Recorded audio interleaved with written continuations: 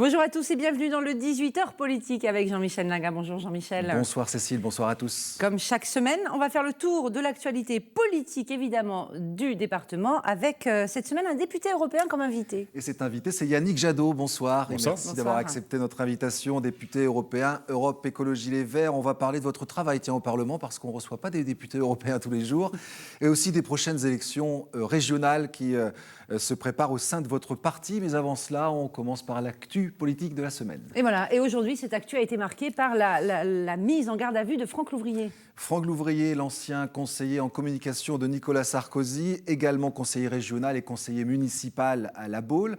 Il est donc entendu depuis ce matin par les enquêteurs de l'Office central de lutte contre la corruption à Nanterre dans le cadre de l'affaire Big Malion. Ce régime de garde à vue, en fait, lui permet de bénéficier de la présence de son avocat. Le compte Twitter Pays de la Loire 2015, consacré aux prochaines élections régionales, précise que Franck Louvrier est l'ex-conseiller de Nicolas Sarkozy, mais aussi le nouveau conseiller de Bruno Retailleau, le chef de file de la droite aux élections de décembre. Il y a fort à parier qu'on en parlera dans cette campagne. Également dans l'actualité cette semaine, les propos de Robert Ménard qui font bien sûr réagir. Le maire de Béziers, affilié au Front National, a reconnu avoir fiché les enfants musulmans de sa ville en fonction de leur nom de famille, ce qui n'a pas manqué de faire réagir Mohamed Guéroumi. Il est le membre de l'Association islamique de France, chargé de communication de la mosquée à Salam de Nantes. Esprit de Vichy, es-tu là? Tu as un prénom à consonance arabe, tu es à la maternelle ou écolier du primaire et tu habites avec tes parents à Béziers. Alors sois heureux mon enfant, tu fais partie de ces privilégiés français fichés selon leur appartenance ethnique ou confessionnelle. Quelle chance mon gars. Jacques Priol, le directeur de cabinet de Jacques Oxiette à la région, adresse sur Twitter ses pensées amicales pour le député socialiste Michel Ménard, qui s'appelle bien Ménard, mais qui n'est pas fasciste, dit-il, à ne pas confondre. Vous le connaissez, Robert Ménard? Mais oui, parce qu'à un moment, il a été patron d'une association importante, Reporters sans frontières, qu'il défendait la liberté de la presse. Et c'est toujours étonnant de voir quelqu'un comme ça basculer c'est comme ça que vous l'analysez. Du côté obscur de la démocratie. Il y a son histoire de son père, vous savez, liée à la guerre d'Algérie. Enfin, il y a quelque chose qui, chez lui, a totalement dérapé. Et aujourd'hui, il est à des années-lumière des valeurs qu'il a pu défendre au sein de Reporters sans frontières. Enfin, je veux dire, ce qu'il a fait à Béziers est absolument abominable. Mais malheureusement, c'est pas totalement un cas isolé, je trouve. Quand on a vu qu'une partie de la campagne départementale s'est faite quand même pour savoir si on allait mettre du jambon dans les cantines scolaires, on est dans cette même logique de bouc émissaire, de stigmatisation, de confusion entre les immigrés, entre les Arabes, les musulmans, les Français de souche, pour reprendre un terme du Front National ou pas, et qu'il va falloir en sortir. Et que ça, c'est la responsabilité de toutes les formations politiques d'arrêter de stigmatiser une partie de nos concitoyens. Et on y reviendra. Vous demandez une sanction? Faut qu'il soit sanctionné, c'est totalement interdit, c'est totalement inacceptable. Mais parce qu'on n'a pas le droit en France, on va le redire, de ficher les gens en fonction de leur confession, tout simplement, ou de leur origine ethnique. Absolument. C'est interdit par la loi. On a vu quand même, vous savez, la façon dont la parole se libère aujourd'hui dans ce pays de manière absolument dramatique sur des sujets essentiels liés à l'omniprésence du Front National dans les médias, fait qu'on a vu quand même ces derniers mois des maires agir de façon totalement irréaliste, si on regarde il y a quelques années. Très désinhibé. Il y a Robert Ménard qui se permet de dire ça alors qu'il sait que c'est totalement illégal. Il y avait eu donc le maire de Châlons qui avait parlé d'arrêter les menus de substitution dans les écoles, ce qui est quand même une stigmatisation des juifs, des musulmans et des végétariens d'une certaine façon. On avait vu l'été sur, vous savez, on ne voulait pas inhumer un bébé rome. Donc on a quelque chose de fou qui est en train de se passer dans ce pays. Et il va falloir quand même sérieusement que chaque parti politique, chaque responsable politique qui se dit républicain arrête de jouer avec ça parce que ça ne résoudra aucun des problèmes et ça, au contraire, ça divisera un peu plus notre société. Et je suis toujours très malheureux pour nos concitoyens, soit de confession musulmane, soit de culture musulmane, d'être en permanence stigmatisés comme ça dans le débat public. On revient sur l'actualité locale avec le décès cette semaine de Serge Doussin. Oui, le communiste Emeric Ceaso était l'un des premiers à réagir sur Twitter. Triste d'apprendre le décès de ce militant du PCF et longtemps dirigeant de l'Union départementale CGT jusqu'au bout, fidèle à ses idées et combats. Hommage également du maire de Nantes, Johanna Roland, qui évoque un homme de conviction aux relations franches et directes. Lors de notre dernière rencontre, raconte-t-elle, nous avions échangé sur la situation économique et sociale que traverse notre pays, alors qu'il affrontait la maladie avec courage et dignité.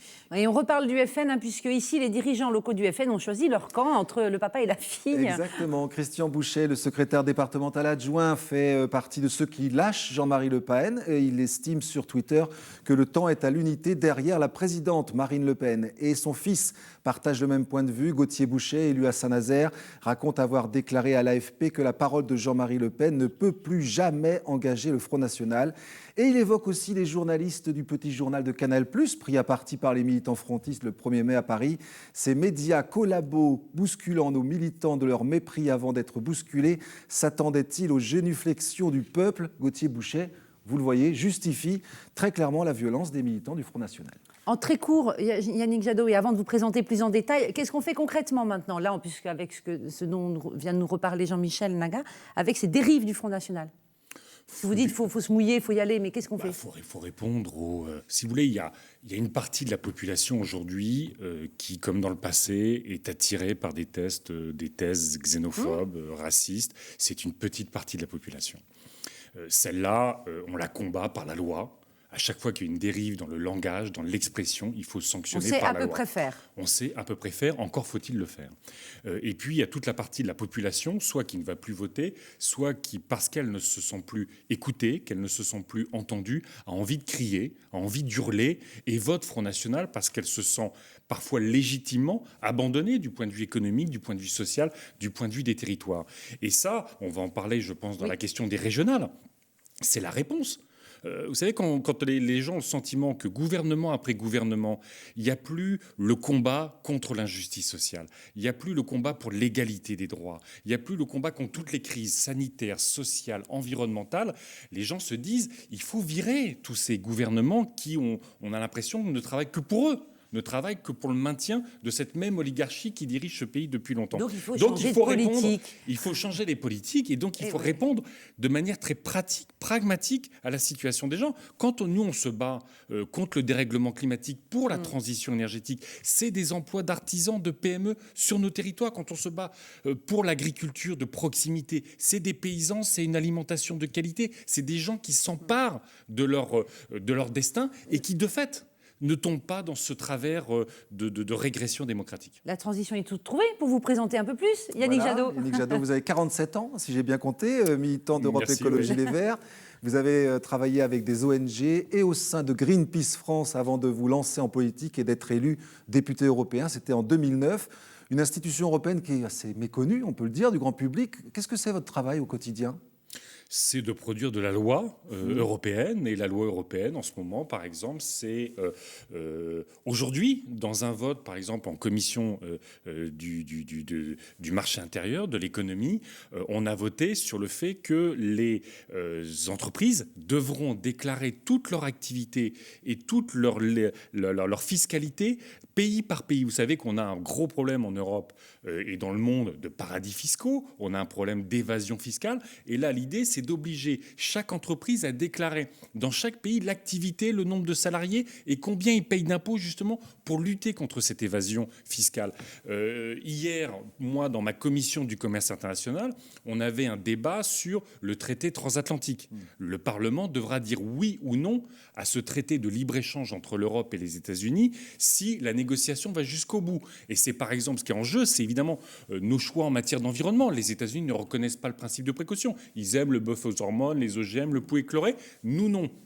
C'est la question de la protection de nos données. C'est un policier, quoi. C'est un policier qui légifère pour interdire. Non, c'est pas du tout un policier. Moi, quand l'Europe protège les citoyens en matière de santé sur les perturbateurs endocriniens, quand l'Europe se bat contre les compagnies de téléphone pour éviter la surtaxation des coûts d'appel et tout ça, et impose les chargeurs universels, par exemple, sur son territoire. Non, mais c'est un exemple concret. C'est améliorer la vie quotidienne de nos concitoyens. Et Et puis on sait que, évidemment, l'Europe aujourd'hui est en difficulté, comme les pays européens sont en difficulté. L'Europe fait plus d'austérité qu'elle fait d'investissement. Et c'est ce combat-là que nous menons au Parlement européen, justement, pour changer l'Europe, pour qu'elle réponde plus aux enjeux de nos concitoyens. Allez, on va revenir à notre actualité plus locale, on va dire, qui mobilise les militants d'Europe Écologie Les Verts. Ces derniers jours, les élections régionales, bien sûr, de décembre prochain. Le week-end dernier, ils ont désigné leur chef de file, en l'occurrence Sophie Bringui, la Sarthoise, et le Clissonnais Franck Nicolon. Une actualité commentée sur les réseaux sociaux. Cette militante, par exemple, vous allez voir, qui demande à Sophie Bringui si elle a poussé la chansonnette pour fêter la victoire en souhaitant, bien sûr, bon courage d'ici les élections. Félicitations partagées par Jean-Philippe Magnin qui avait mené la liste écologiste aux dernières régionales. Vous pensez que c'est les deux personnalités qui vont plaire aux électeurs et Je crois parce que ce sont deux personnalités qui ont prouvé dans leur mandat que c'était des gens qui s'investissaient énormément, qui jouaient pas d'une forme d'opportunisme politique pour essayer d'apparaître ici ou là sans faire le boulot derrière. Non, ce sont des gens qui travaillent, ce sont des gens qui sont convaincus et je crois convaincants quand ils proposent des solutions parce que justement c'est ce qu'est leur travail au quotidien. Et je crois que dans cette élection régionale qui, je le disais tout à l'heure, est essentielle parce que ce dont on a besoin aujourd'hui dans notre pays, c'est de reconquérir nos territoires. Alors concrètement, justement, parce que s'ils ont été désignés, c'est parce qu'ils portaient une des motions, un des projets, en gros. C'est ce projet-là qui est arrivé en tête. Qu'est-ce qu'il dit, ce projet-là, pour la région Pays de la Loire ? Ça va vraiment être sur la question de la transition énergétique, c'est de poursuivre et d'accélérer le travail qui a pu être fait en partie à la région, le travail qui est fait à Nantes, le travail qu'on fait un peu partout, où souvent ce sont des écologistes élus qui sont responsables de ces dossiers-là, qui essayent de les faire avancer, qui essayent de convaincre leurs partenaires d'avancer toujours plus vite. C'est la question évidemment des transports, c'est la question de la rénovation des lycées, c'est il y a déjà un programme dans cette motion ou pas ? Là, on est quand même au début. On est quand même à quoi 6 mois, 7 mois de l'élection. On ne peut pas demander à des personnes qui viennent juste d'être désignées d'avoir déjà leur programme de campagne. Mais c'est évidemment un approfondissement de ce qu'on a fait. On sait aujourd'hui que si on veut réconcilier les citoyens avec la politique et si on veut sortir des crises économiques, sociales, culturelles, la baisse des services publics et la régression démocratique, il faut occuper le terrain. Il faut occuper le terrain au plus près des citoyens. Et si vous voulez, les régionales, la région, les territoires, c'est le terrain de démonstration de l'écologie. C'est là où, au fond, quand on parle au niveau européen, je vous ai dit à quel point c'est important, mais c'est une vision de la société, l'Europe aussi. Là, on est sur l'écologie de la démonstration, l'agriculture de proximité, garder des paysans, remettre des paysans sur nos territoires, qui protègent, qui aménagent, qui permettent de lutter contre le réchauffement climatique, qui fournissent une alimentation de qualité, qui va d'abord dans nos cantines. C'est, je l'ai dit, les artisans, les ouvriers, les ingénieurs du bâtiment, surtout les programmes de rénovation du bâtiment. C'est toutes les PME des énergies renouvelables. Donc ce sont des emplois de qualité, ce sont des emplois de proximité, ce sont des emplois non délocalisables. Et tout ça, encore une fois, quand vous remettez de l'économie sur les territoires, quand vous mettez de l'emploi, vous avez des services publics, vous avez de la culture, vous avez des gens qui sont actifs dans leur vie, et donc vous sortez du Front National et vous faites voter les gens. Les militants qui se sont positionnés le week-end dernier se sont positionnés surtout sur la stratégie du parti, c'est-à-dire premier tour, liste autonome, deuxième tour, liste d'union. Très bien. Ça, c'est une stratégie... moi, c'est ce que je défends. Pourquoi on fait cette stratégie-là ? Pour gagner plus de sièges à la région ? Non, vous faites ça parce que, au fond, le projet écologiste, ça vous a pas échappé, l'UMP n'a pas voulu s'appeler les écologistes. Donc, le projet écologiste, il est spécifique. On va avoir, à la fin de l'année, la grande conférence internationale sur le climat. L'enjeu du climat, c'est à la fois... Sur la stratégie, s'il vous plaît, Yannick Jadot. Pourquoi on fait une liste autonome mais parce qu'on a un projet spécifique. Pour ensuite négocier parce qu'on est enfin... Aux régionales comme aux européennes, on a un scrutin à la proportionnelle.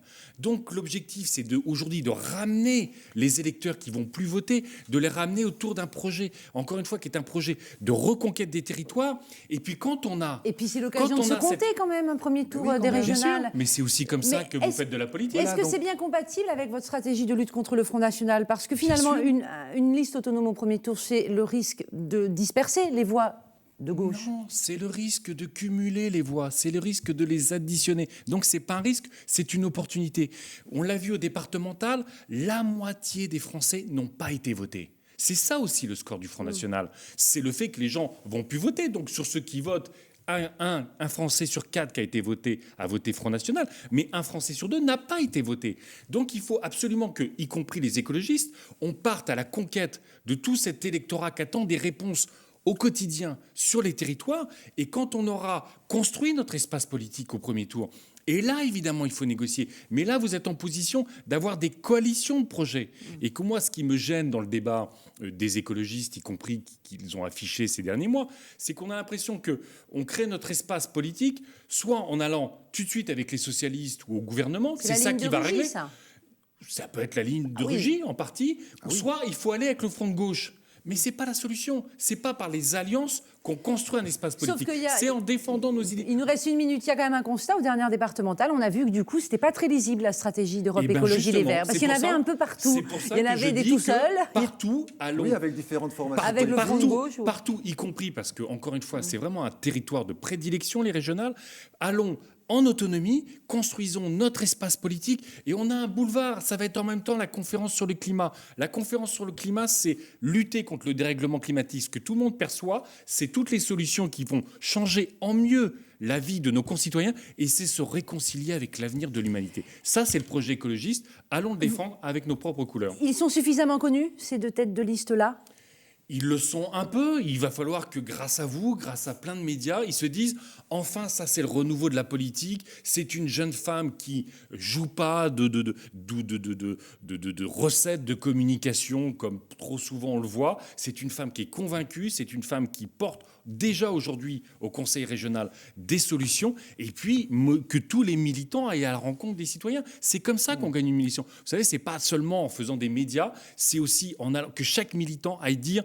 Vous entendez parler du climat là ? Eh bien, c'est nous la réponse au dérèglement climatique. Eh bien, Sophie Ce sont les viendra sur notre plateau nous dire ça. Évidemment, avec son colissier, Franck Nicolon. Voilà. Merci beaucoup, Merci Yannick Jadot, député européen pour la région Ouest, donc pour Europe Écologie Les Verts. Merci Jean-Michel, à bientôt.